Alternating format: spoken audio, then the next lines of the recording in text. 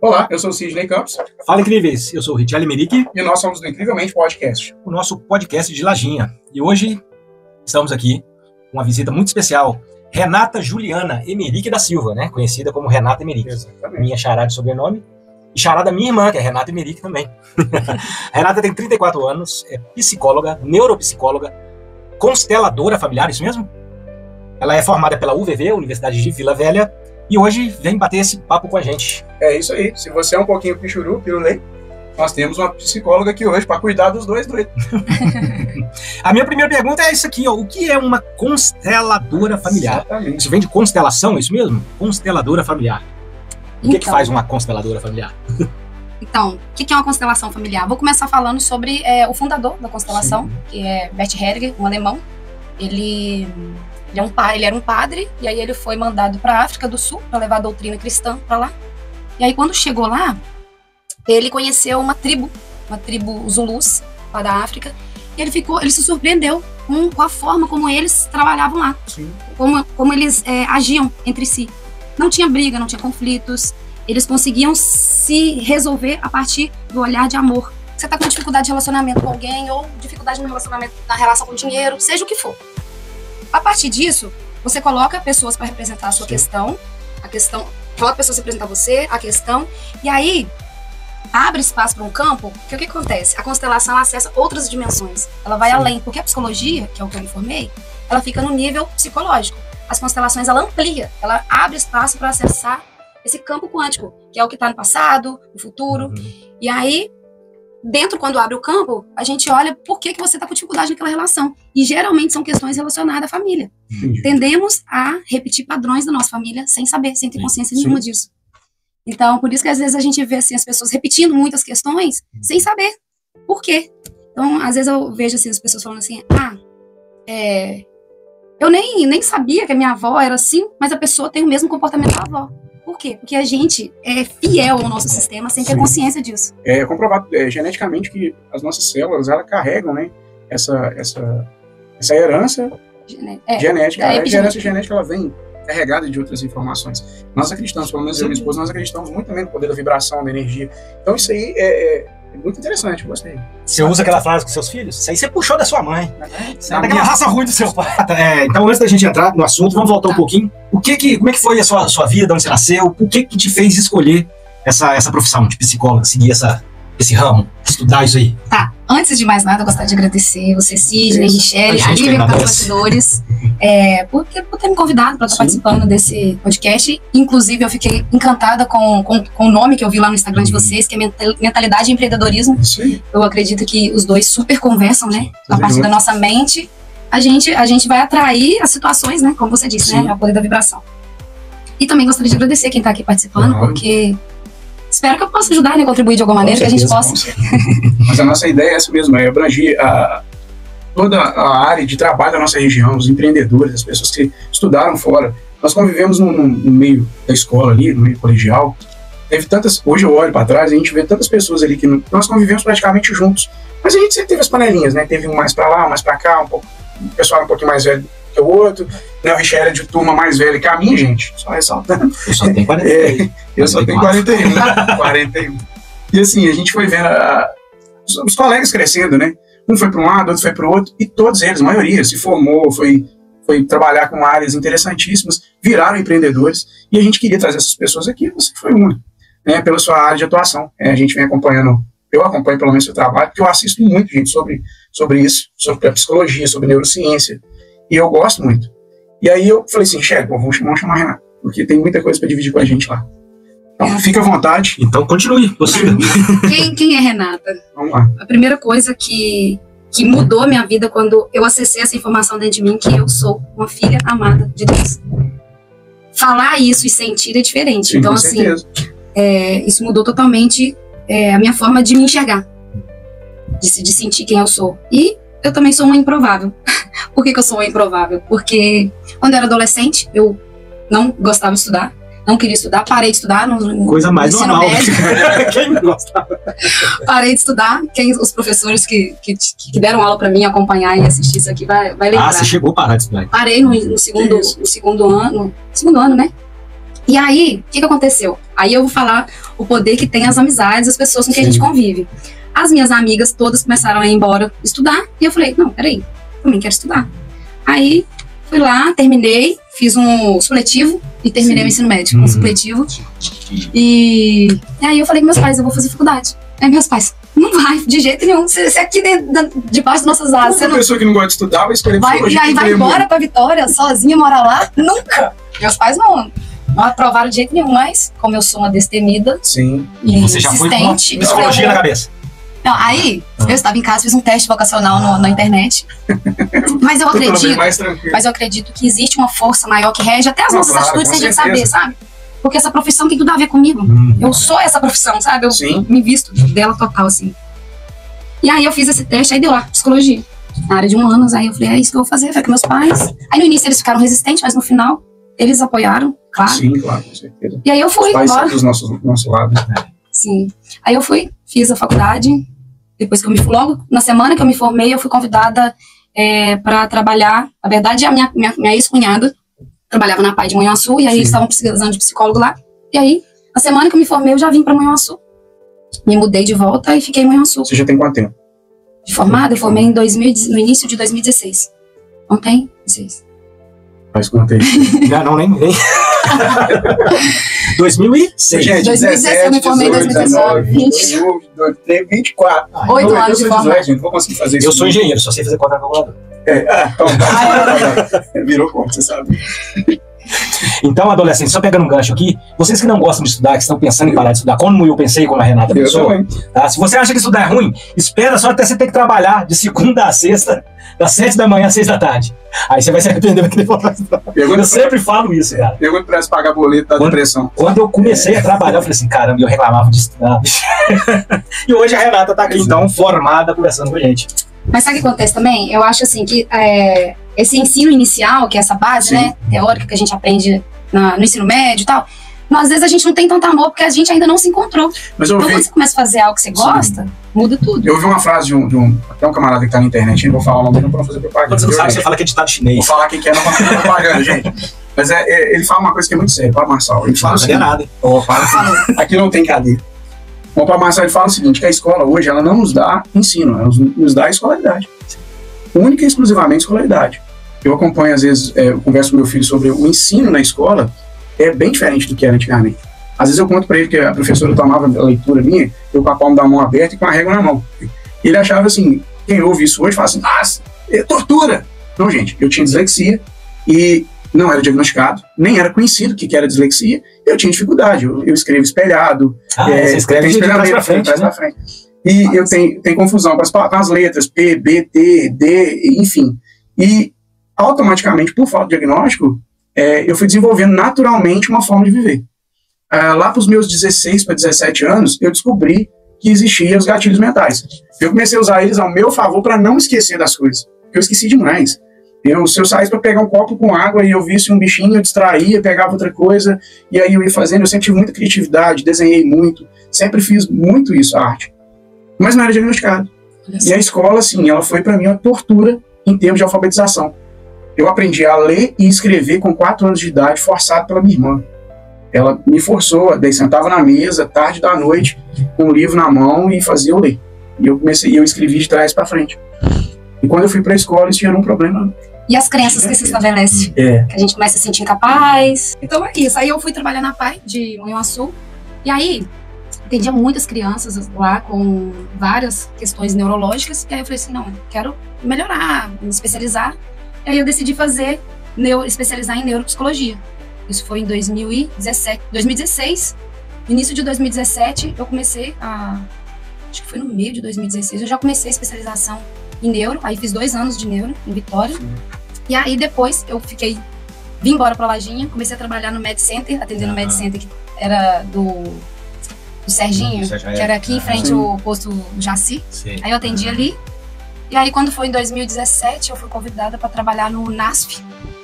NASF é uma equipe multidisciplinar que apoia a rede pública no SUS. Depois eu comecei a trabalhar no PS, porque aí o NASF é uma equipe que tinha composta por psicólogo, fono, educador físico e fisioterapeuta. Eles iam nos PSF prestar serviço, muito bacana.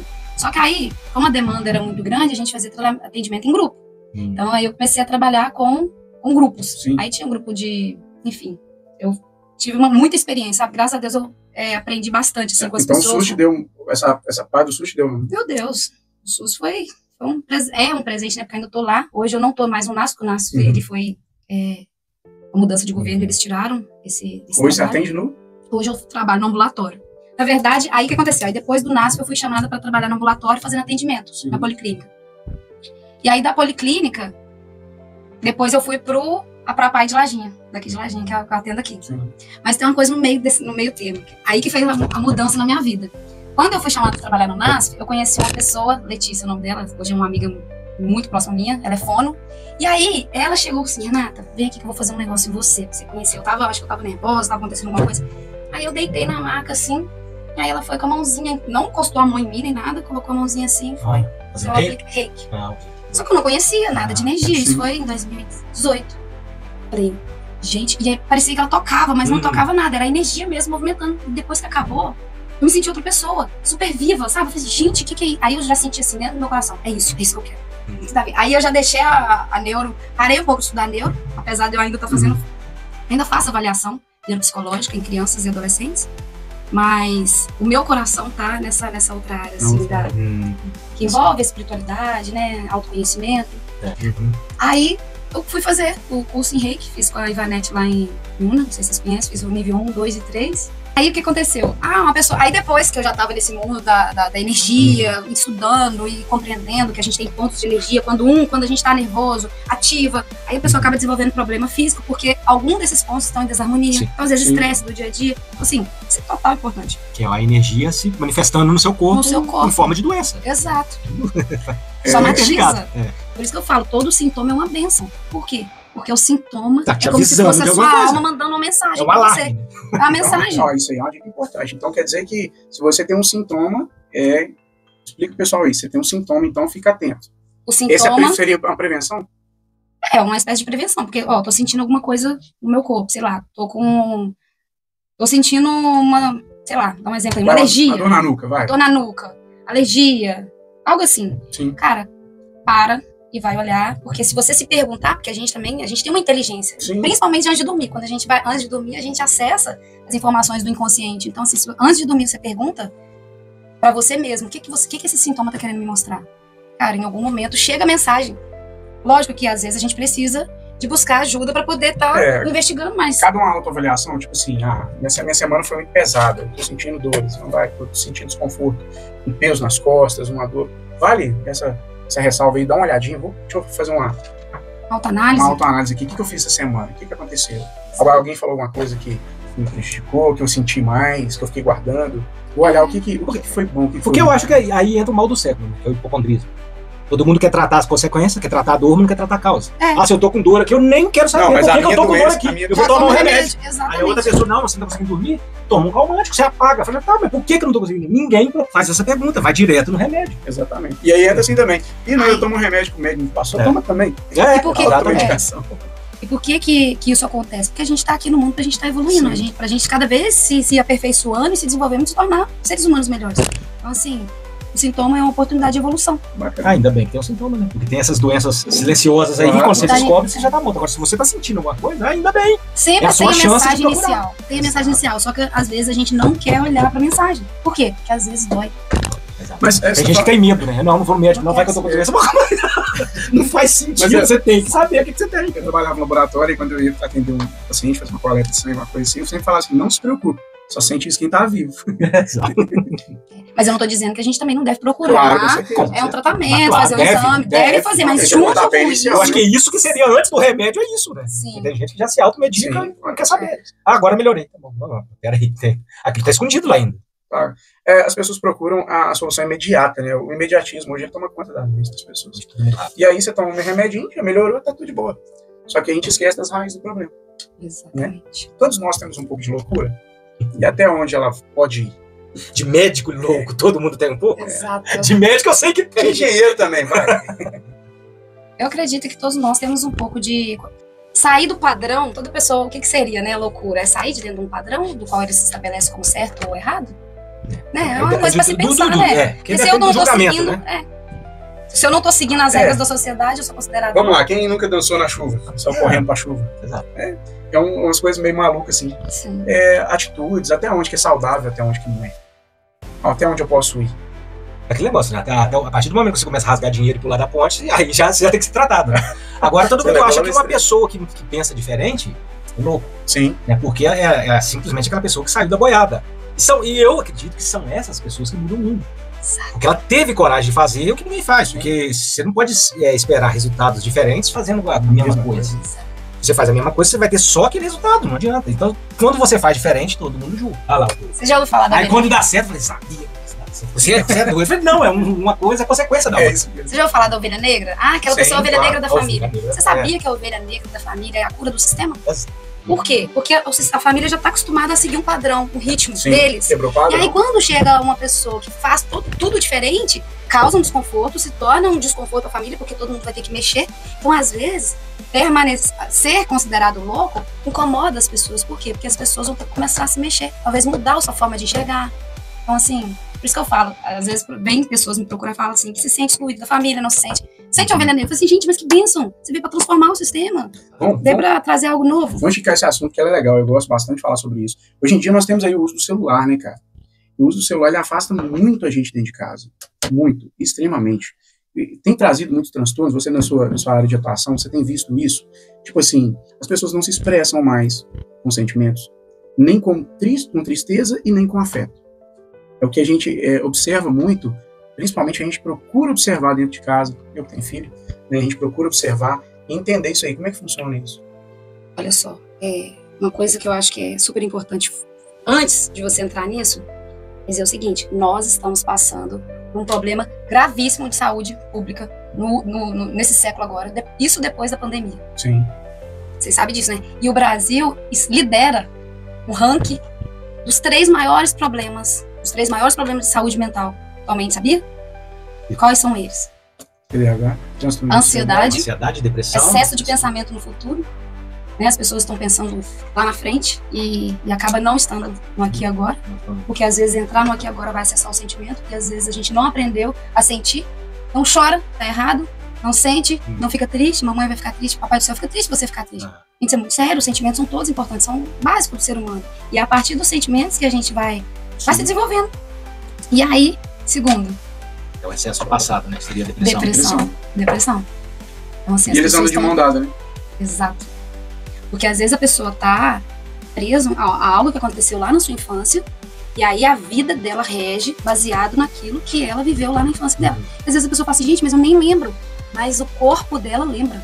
O nosso corpo rebate todas as memórias. Até o subconsciente. Exato. E aí a pessoa acaba desenvolvendo padrões secundários Sim. de um sentimento que precisava ser sentido ali, às vezes uma tristeza, um choro, que foi reprimido. E aí aquilo se torna reprimido lá dentro. A pessoa inconscientemente fica presa àquilo. Aí ela passa a enxergar a vida e a realidade à sua volta baseada nessa dor. Exatamente. E a gente não consegue enxergar a realidade de fato. Exato. Rapidinho. Sim, Terceiro. Peraí, nós falamos sobre o meu raciocínio é devagar, vai lá. Nós falamos depressão, ansiedade e o TDAH. Não, ansiedade, o TDAH são, olha só, ansiedade e depressão. Não tratado essas duas questões, não olhado para isso, gera suicídio.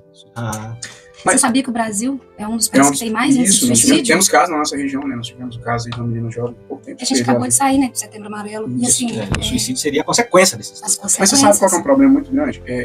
Eu estudando programação neurolinguística, eu vi uma palestra de um médico que ele falava o seguinte: transtorno de ansiedade e a depressão, elas andam de mão dada. E aí, quando ela chega ao extremo dela, ela gera um outro problema que não é tratado, que é a apatia. A apatia, ela gera problema. E o interessante é que quando eu estava trabalhando no laboratório, eu atendia muito SUS, muito pronto-socorro, e eu vi o médico falando comigo um dia, tratando pessoas com transtorno de ansiedade. A pessoa chega com depressão, ela toma um calmante, né? E se aquieta, volta para casa com a família no mesmo momento, não muito toma um soro, que não está se alimentando direito. Quando a pessoa chega com transtorno de ansiedade, não sossega leão, ela dorme, acordou, vai embora. Porque o transtorno de ansiedade, ele não é tratado na OMS como doença. Transtornos não são tratados como doença. E as pessoas não entendem o tamanho da seriedade que é isso. E aí, quando chega o estado de apatia, eu tive um parente muito próximo que teve uma crise de apatia, sabe? E no dado momento que a pessoa teve uma crise de apatia, ela perde totalmente a noção de espaço, tempo e de seriedade. Ela não sabe o que é certo, o que é errado, tá tudo do mesmo jeito. E é onde as pessoas criam a coragem para cometer o suicídio. E aí o médico falava comigo o seguinte: a diferença do transtorno de ansiedade para depressão é que a depressão por si, ela para matar, a pessoa precisa tomar a iniciativa de cometer o suicídio. O transtorno de ansiedade não. Causa taquicardia, problemas respiratórios e uma série de problemas neurológicos. Aí eu falei assim, caramba, é verdade. E a pessoa chega lá com a pressão alterada, com tudo alterado, aí você vai fazer exame e a pessoa não tem nada. Então, assim, o perigo é muito grande. Eu vi isso aí de um médico, dentro do pronto-socorro. Você tinha comentado sobre a questão do TDAH. A pessoa que tem TDAH, ela vive num estado de ansiedade muito alto. Você tem noção? Eu também tenho TDAH, eu não sabia, eu acabei me diagnosticando. Pessoal, eu acho que quer fazer tudo ao mesmo tempo, né? Tipo isso. O que acontece? Eu achei tão interessante que, assim, o TDAH é como se fosse um cérebro, uma Ferrari. Então, assim, as informações pro TDAH chegam muito rápido. É muita informação ao mesmo tempo. Eu achava que a pessoa com TDAH, antes de eu começar a estudar, eu pensava assim, é uma pessoa que tem um atraso, né? Mas, na verdade, o lobo frontal dela, ela funciona... Acelerado. Não. A pessoa tem uma dificuldade no lobo frontal, que é responsável pelo planejamento, sim, das ações, da execução. As informações são rápidas demais. As informações chegam rápido no processamento. E a pessoa funciona como se fosse uma esponja, ela não filtra, né? Tudo que entra parece que ela tem que tratar aquilo. Ela não, isso aqui me interessa agora. Parece que ela não tem aquela capacidade de organizar, não. Você tem que fazer isso aqui que é o importante, o urgente e o que posso deixar para depois. Aí o que acontece? Aí por isso que aí vem a terapia, a importância da terapia, porque na terapia a gente começa a desenvolver métodos para lidar com essa desorganização, sim, mental. Então vamos supor, o que eu faço? Eu, Renato, que sou TDAH, eu escrevo tudo que eu vou fazer. Eu anoto e vou seguindo tudo ali, igual aqui, ó. Vocês me contaram. Eu quero entrar numa polêmica aí agora. Porque eu vejo de alguns anos pra cá, que parece que todo ano tem a doença da moda. Sim. Antes era o autismo, que todo mundo é autista. Autista. Né? Óbvio que, assim, não posso julgar ninguém, né, antes de ter um laudo médico. Mas só que agora, aí chega, esse ano parece que o TDAH agora entra na moda. E todo mundo fala que tem TDAH. Mas às vezes o que eu vejo é que a pessoa simplesmente não é organizada. É só falta de foco mesmo. A pessoa não sabe se organizar, não sabe organizar o tempo, não sabe fazer uma lista do que fazer. É aquilo que eu falei, o que é importante, o que é urgente, o que eu posso deixar para depois. Às vezes é só uma falta de organização. Como é que você vê isso?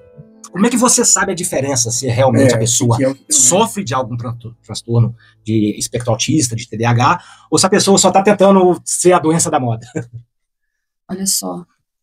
A pessoa precisa procurar uma avaliação. Uma avaliação. Fazer uma avaliação, procurar um profissional capacitado na área, fazer uma avaliação, tem uma bateria de testes que é aplicado, sim, avaliação de comportamento. E aí, se lá nos resultados, vamos supor, nas funções executivas, a pessoa está abaixo da média, já entra dentro de um padrão, sim, vamos supor, do TDAH. Tem algumas questões que precisam ser avaliadas. Realmente não tem como saber, assim, olhando para a pessoa. Né? Mas tem uma linha tênue entre o TDAH, o superdotado e o autista. É uma linha tênue. É muito próximo uns dos outros. Sim. E as pessoas hoje em dia, os autistas... O autismo também é um espectro. É um espectro autista. Existem os graus de autismo. É um transtorno também. Desenvolvimento também. E alguns autistas são inteligentíssimos. Todos eles são. Todos eles têm uma área de... Tem os que já são níveis, né? Sim, os níveis de autismo. Mas eu acredito que... Eu entendo que todos eles são especiais de uma forma. Sim. Quem não é, gente? Quem não é especial? Mas os superdotados, por exemplo, tem um caso de uma menininha aí no Instagram, hein? O pessoal acompanha por causa da desenvoltura dela de falar. Ela é superdotada. E os pais vieram a público agora e falar sobre o diagnóstico da filha. Levaram ela um especialista, e aí achavam que ela era autista. O médico falou, sua filha tem TDAH, um falou, né? E aí procuraram uma terceira opção, o cara falou, não, sua filha é superdotada. Ela tem uma desenvoltura diferente das outras crianças da idade dela. Então, aí que veio à tona que eu fui saber sobre essa linha tênue entre o TDAH, o superdotado e o autismo. Sim. Né? O que acontece? O autista, em nível leve, e tem duas coisas que conversam, que acaba confundindo um pouco o TDAH. Que é a questão da hiperatividade. Sim, excesso de informação. E a questão do hiperfoco. Porque o TDAH, a pessoa que tem TDAH, ela tem essa... Porque o que acontece? O TDAH é um transtorno de atenção e hiperatividade. Só que tem pessoas que têm apenas o transtorno de atenção e uns que têm apenas de hiperatividade, tem um que tem os dois. Tem os dois, exatamente. Tem uns. Aí o que acontece? O autista... ele tem essa questão do hiperfoco, mas acaba se tornando, depende do grau, se for um grau mais, tipo um grau 2, não sei explicar exatamente assim, tem que avaliar. Mas eles acabam tendo um hiperfoco. Por que o autista ele fica com hiperfoco numa situação? Porque ali ele se sente seguro. Então ele se Naquele prende mundo dele. àquele mundo dele, porque ele tem uma forma de lidar com o mundo que é único dele, e aí ele se prende ali. Já o TDAH, ele tem a questão do hiperfoco, e ele quer, vamos supor, ele tem essa desatenção, mas quando ele quer fazer uma coisa, ele faz com excelência. Ele se dedica ao máximo, faz com profunda dedicação, se entrega, se mergulha de cabeça ali. Mas também um autista bem leve, que antes era considerado Asperger, né? Só que agora mudou. Era que é o altas habilidades, que é o autista altas habilidades, que é o grau bem levinho. Inclusive essa minha amiga que é fono, ela tem uma clínica que trabalha com autista e ela é autista. Eu considero ela com altas habilidades. E aí a questão da pessoa que tem a superdotação, aí você vai saber numa avaliação, igual teve um tempo agora, que eu fiz avaliação em um menino aqui em Lajinha, cara, o QI dele 130. Qual é o QI médio de uma pessoa? Entre aspas, 95 a 115. Mais ou menos, por aí. Entre 90 a 100, 130 esse menino. E aí a família tava preocupada, porque o que acontece? Pensa, uma pessoa, tudo acima. Você vai fazer avaliação, todas as funções executivas todas as funções cognitivas acima da média. Então você tá numa sala de aula. Tem uma série no Netflix do Sheldon. Eu sou fã demais do Big Nossa, que série, né? E ele tem... Tá lá na frente. O pessoal comenta, né? Eles falam que ele é autista também. Ele tem altas habilidades, sim, exato. E existem pessoas daquele. Sim, existe. Esse é o toque, né? De mania de peso. Aí vai juntando aquele monte de coisa. Sim. Você tem autismo? Eu achava que eu tinha TDAH, mas no final era só o que eu falei mesmo. É só falta de vergonha na cara. Você é pirulei? Mas só eu gosto. Eu sou daquele cara que ele não gosta de fazer o que todo mundo tá fazendo. Tá certo. Eu faço diferente só também de manhã também. Você coloca as coisas tortas assim, só pra pegar o pessoal? Sim, isso. O pessoal que organiza, eu vou lá desorganiza só pra ver. Eu adoro. Eu boto a televisão torta, vocês não entendem. Então, pontuando, gente, o que a gente quis dizer aqui é o seguinte. Pra tudo, você tem que procurar ajuda profissional. Mas só que esse profissional não é o Google. É o médico, é o psiquiatra, exatamente. É você procurar uma clínica especializada. Exatamente, agora com esse negócio de inteligência artificial, tem gente que tá falando que tá fazendo terapia com o chat robô. Exato. Eu vi em outro país, tava andando de cavalo. Você viu? Tava na Costa Rica. Costa Rica. Mas então... Minha esposa me colocou de cabelo, gente. Nossa, tava bom. Isso é muito sério, porque às vezes as pessoas acabam utilizando essa inteligência artificial pra falar sobre os seus traumas, suas questões. Mas, gente, um ser humano que tem sensibilidade, tem humanidade... E ficou só uma pessoa tá, que pode gente? ter. Tudo que você procurar na internet hoje, você encontra. Tudo. Doce de feijão, qualquer coisa que você procurar mais absurdo, você vai encontrar na internet. Porque hoje existe conteúdo para qualquer coisa. Eu sempre falo isso com a minha esposa, com meus filhos. Cuidado com o que vocês procuram na internet. O que você procurar, você vai achar. É uma bênção, mas também pode se tornar uma destruição. Pode se tornar um fantasma na vida da gente. Isso aqui bem usado, o computador bem usado, o celular bem usado, você faz coisa incrível. Às vezes você vê a gente tratando as coisas aqui com um pouco de brincadeira, um pouco de risada e tal, mas é sério. A gente está falando sobre transtornos, sobre problemas mentais, sobre dificuldade de desenvolvimento socioemocional, e isso é importante para que você possa ouvir e entender. Isso é o nosso cotidiano, o nosso cotidiano, é isso. Vamos lá. Só uma coisa que você estava falando sobre a apatia, né? Eu achei super interessante, assim, acabei que a TDAH aqui acabou deixando. É muito assunto. É muito assunto. Mas o que acontece? Existe uma forma da gente voltar a sentir, desenvolver o sentir, né? Então, por que as pessoas acabam tendo apatia? Porque acaba fazendo aquilo, congelando os seus próprios sentimentos. Exatamente. Porque não souberam lidar em determinado momento, ou foi cortado de sentir, e a pessoa acabou congelando e fica tudo bem. Então tem um processo de desenvolvimento. Tem uma empresa, não sei, um instituto nos Estados Unidos voltado só para estudo do coração. É muito interessante. Como desenvolver o sentir, voltar a sentir. Então, isso é um dos trabalhos que eu faço no meu consultório. E aí, o que acontece? Aí vem de novo as constelações familiares. Porque a constelação, as pessoas que estão ali participando, a melhor forma de desenvolver o sentir, que eu já vi até hoje, é se expondo para ser representante. Por quê? Porque você vai ser representante e você não vai poder usar seu racional. Você vai ter que usar o seu corpo, as sensações. Então, você vai representar, ou te peço para você me representar. Você vai entrar, você vai sair da sua mente e vai deixar o seu corpo te conduzir. Então, de repente, você vai sentir a dor no braço, você vai sentir alguma coisa. E é exatamente o que eu tenho, sem ele saber nada. Isso se chama campo mórfico. Você acessa as informações que eu tenho no meu inconsciente. Então, tipo Bluetooth, não? O seu cérebro é um HD, tem muita coisa que está armazenada aí que às vezes você esquece de usar. E aí se torna cognitiva. Automaticamente seu corpo reage. Então, eu acredito que é um estímulo elétrico, magnético, espiritual, alguma coisa do tipo. Tem um biólogo inglês que é o Rupert Sheldrake. Ele é cientista, muitos anos, ele começou a estudar. Ele começou com os animais. Como que pode os pássaros conseguir voar numa perfeita sintonia? Como que pode os cupins fazer todo aquele trabalho sem se comunicar, sendo que tem aquelas paredezinhas dividindo uma entre a outra? Ele ficou intrigado com aquilo. E aí ele começou a estudar. E ele começou a perceber que existe uma comunicação num campo quântico que está além. Exato, eles não se comunicam igual a gente, né? Não se todos os comunicam. animais eles se organizam de um jeito tão organizado. Tão perfeito. Na maioria das vezes mais que o ser humano, né? Sim. Que é impressionante. Eles fizeram o que aconteceu? Numa ilha, olha que loucura. Numa ilha, os macacos, um dos macacos começaram a quebrar o coquinho com uma pedra. Começou a desenvolver uma habilidade. Um método. Um método para conseguir comer. Numa outra ilha, muito distante, macacos daquela mesma espécie logo depois começou a fazer a mesma coisa. Olha, estava pré-programado. Então, Foi. Isso se chama campo morfogenético. Sim. E aí eu falo pra vocês, se eu vou olhar para uma questão minha, eu vou falar um exemplo meu. Quando eu comecei a fazer o curso, eu achei assim, eu vou para São Paulo, eu fiz o curso em São Paulo, vou para lá, vou me especializar e vou me tornar constelador. Só que, cara, eu caio cavalo. Você tem que se submeter. Para você ser um constelador, você tem que olhar para todas as suas questões. Porque como que eu vou ajudar você a olhar para a questão se eu não olhei nem para minha? Fica invisível para mim, eu não vou conseguir enxergar. Você acaba tendo que ter um autoconhecimento. Das minhas questões. Mas se você não respeita o meu pai ou minha mãe, como é que eu vou ajudar você a respeitar seu pai e sua mãe? Isso não tem como. Aquela velha frase, não aceite opiniões construtivas de quem nunca construiu nada. Nossa. Ótimo. Se você não consegue resolver o seu problema, como é que você vai resolver dos outros? É muito importante. E aí, o que acontece? Eu comecei a trabalhar, meus pais nunca fizeram terapia, mas assim, o que eu comecei a notar dentro da minha família? Na minha família, todo mundo começou a mudar. Eu olhando para as minhas questões, aí que vem esse negócio do campo, que eu tô falando com vocês. Eu mudando a minha forma, eu transformando algumas, tendo consciência de algumas questões, por a minha célula, porque as nossas células se modificam a cada 90 dias, foi modificando, afetou o meu sistema. E a relação com a minha família, o meu pai com a mãe dele, a minha mãe com a mãe dele. Efeito cascata. Gandhi já falava, né? Seja a mudança que você quer no mundo. Você começa a mudar de dentro para fora.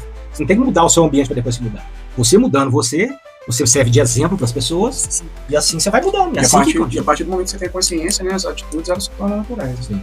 Exatamente. Você não consegue viver da mesma forma que você vivia antes. Tudo começa dentro da gente, né? Uma coisa interessante que eu aprendi. E o mais difícil não é você construir uma crença. O mais difícil é você desconstruir. E aí a notícia que eu recebi é que não tem como você desconstruir nada que você aprendeu. Nada. Você só tem como de ressignificar. Exato. Porque a energia ela não morre. Desver, né? Uma energia ela não morre, ela vai sempre existir. Tá ali. Então, uma pessoa que tentou suicídio, ele é suicida para sempre. Uma pessoa que foi viciada em cigarro, ela é viciada para sempre. Então, aqui vai um recado. Mesmo que ela não fume mais. Aqui vai um recado para você que já passou por algum transtorno, algum problema, algum trauma. Presta atenção, isso não dói mais. Você não vai sentir mais. Isso não tá em você mais. Se você fechar os olhos e abrir, você tá seguro. Então você tem que aprender a ressignificar isso aí. Essa é a melhor forma de você passar por um trauma, por um problema, por uma agressão, enfim, qualquer coisa. Se você sente algo ainda, isso é só coisa da sua mente. Ela tá armazenada aí, tá te pregando peça.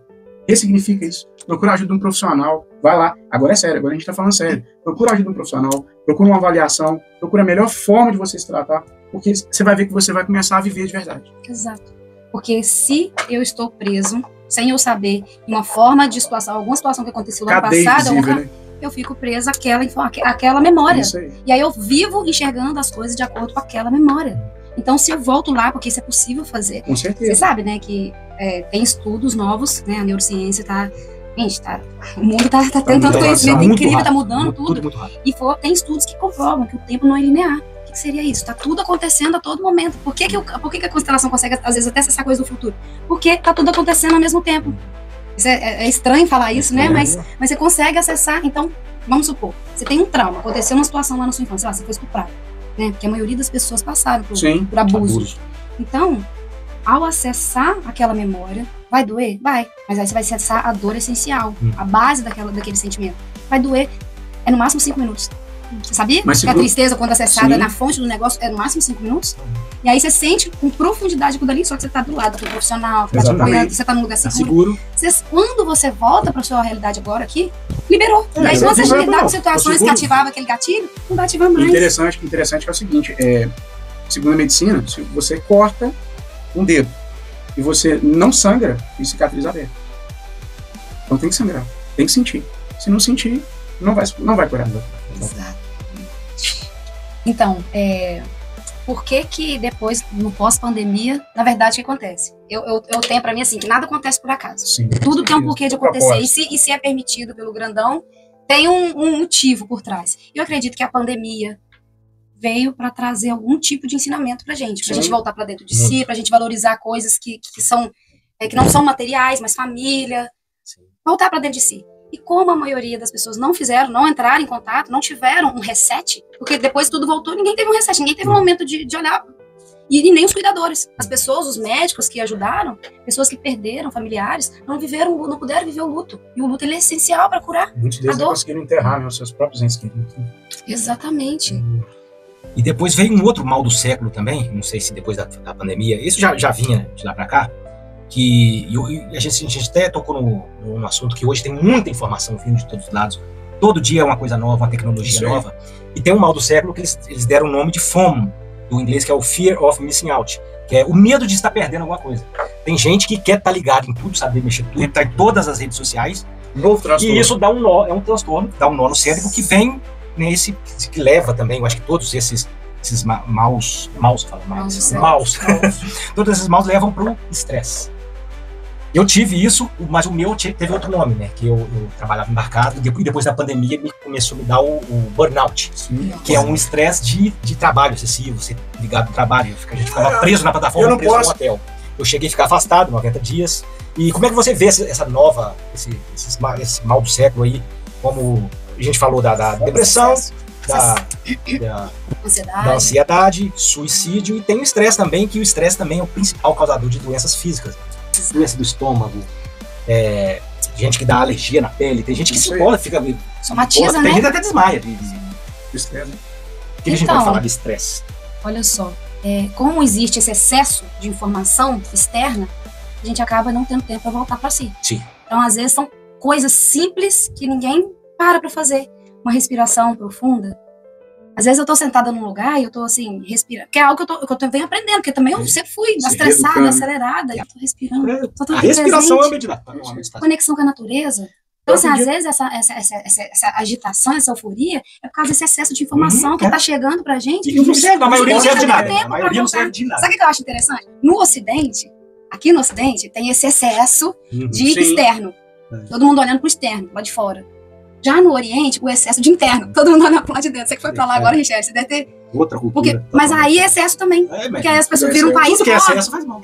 Então, assim, como unir o conhecimento de lá com o conhecimento de cá e praticar um equilíbrio? Então, tem momentos de olhar, de cuidar de si, de respirar. Eu acho que você falou a palavra agora. Tudo é equilíbrio. E pra tirar lá, vem pra cá. E pra tirar esse excesso de atividade também, de informação, é interessante o esporte também, cara. E sempre tá, sabe, externando essa energia que a gente vai acumulando aí de excessos, né, cara? Sim. Não, eu fico impressionada. Eu comecei a praticar corrida quando eu tenho um tempinho, eu tô... Cara, vem tantas, assim, vem uma sensação maravilhosa com o ventinho, eu sinto com o vento, parece que a gente tá sendo abraçado, né? Mas vem umas ideias tão bacanas, assim, que eu não tinha parado pra pensar. Sair do celular, sair desse monte de informação, parece que a gente entra em contato com algo. Na verdade, eu vejo, assim, que a conexão verdadeira com Deus, ela está em se conectar consigo mesmo. Porque a gente é uma centelha, né? Nós somos uma parte dele, a centelha divina. Então nós somos ele. Nossa, Deus é tudo, né? Cada um de nós é um pedaço. Exato. Então, assim, se a gente praticar alguns hábitos simples, que às vezes a gente não dá tanta importância, porque a gente às vezes tá com medo de perder alguma coisa lá fora, mas e se você voltar para você, começar a praticar 5 minutinhos de meditação, pisar descalço na terra, porque tem estudos, tudo que a gente tá falando aqui é baseado em estudo, porque o nosso pé, a sola do nosso pé, pisando no chão, acessa como se tivesse uma anteninha que se conecta com a energia. Você tá namorando, vai dar aquele beijinho e toma um choquinho. Quem nunca, cara? Você já foi tirar a camisa no escuro, você escuta instalando. Energia, cara. Energia. Isso aí é magnetismo purinho. E falando em energia, aí isso também é legal falar, que é o quê? Como você está por dentro de você, então se você está sempre conectado fora e não se conecta com você, você não sabe como é que você está por dentro de você. E aí, as pessoas e situações da qual você se conecta tem a ver com o que você está vibrando dentro de você. Muito, então, se você não tira tempo, não se sente merecedor de ter um momento para se conectar com você, o que você vai atrair? Já que tudo é energia, nós atraímos o que nós vibramos. Sim. Então, tem momentos... Vamos supor, se eu tiro um momento e falo, cara, eu gosto tanto de mim, que eu vou me dar um tempo para mim, eu vou ficar comigo mesmo. O que eu vou atrair? Uma pessoa que também vai gostar de mim, que também tá nessa vibração. A gente atrai, que a gente vibra. As pessoas, a nossa volta. Colocação sua. E aí entra uma outra questão, que é o convívio social, cara. de um período para cá, nós fizemos pelo menos eu particular, tá? Eu fiz uma autoanálise. Tirei pessoas tóxicas da minha vida. Isso é importante. Você chega perto de pessoas que só trazem negatividade para você, só traz problema. Pessoa que reclama muito. Cara, meu Nossa, Deus do céu, se tudo. faz sol, tá ruim, se tá chovendo, tá ruim, se tá calor, tá ruim, se tá frio, tá ruim. Sempre tá ruim. Se tem pão na padaria, tá branco demais, se tá moreno demais, tá demais. Tudo começa na mente. Nada tá bom, cara. E aí você começa a conviver com pessoas que só trazem problemas, aí você começa a viver o problema. Exato, Porque começa a fazer parte da sua vida. Porque a gente falou sobre intolerância aqui, interessante que as pessoas hoje, quando tem um problema para resolver, alguma questão para resolver, principalmente em grupo, ninguém foca na solução. Todo mundo foca no problema. Só se fala no problema. Se você é daquelas pessoas que quer contar para todo mundo o problema que você está passando, para com isso, cara. Você só vive o problema. Você aumenta ele. Começa a viver, começa a pensar na solução daquilo. Sabe? Se cala, vive um tempo com você mesmo. Senta, fecha a porta do quarto, vai pro banheiro, cara. Sem celular, tá? Sem celular. Vai pro banheiro. Um banho de cachoeira. Não, vai, sei lá. Banho de sol, gente. Vai fazer o que você gosta de fazer. E assim, vai respirar, vai sentir outras sensações aí. E aí, você desliga um pouquinho daquele meio que você vive. Eu tenho comentado muito sobre isso. Fala de perto. Então, voltando nesse assunto de que a gente deve cuidar, de cada um cuidar de si. Sim. Porque se você não cuidar de você, você afeta as pessoas que estão ao seu redor. Eu ouvi uma explicação muito bacana de como que tudo e todos estão conectados, que é a teoria do colar de pérolas. Que é uma teoria bem simples de entender, que é como se o universo fosse um colar de pérolas. Cada um de nós é uma pérola, a pérola do colar tem aquele furinho e tem um fio. O fio que passa dentro de você é a sua alma. Né? Então tem um fio inteiro que passa dentro de todas as pérolas e se une. Então esse é o colar de pérolas. Então você tem as pérolas, que são as pessoas, o fio que passa dentro de você é a sua alma, o fio inteiro é o espírito e o colar de pérolas é Deus, é o universo, é o todo, cada um chama conforme queira. E se você não cuida desse fio que passa dentro de você, esse fio arrebenta. Sim. Mas não é só você que vai sair do colar de pérolas, as pérolas todas vão cair. Né? Essa é uma explicação bem simplificada, mas só que é muito mais complexo, porque não é um colar de pérolas, na verdade é uma teia, né? É tipo uma rede de pesca, ou uma peneira, todo mundo conectado ali. E de que serve uma peneira furada?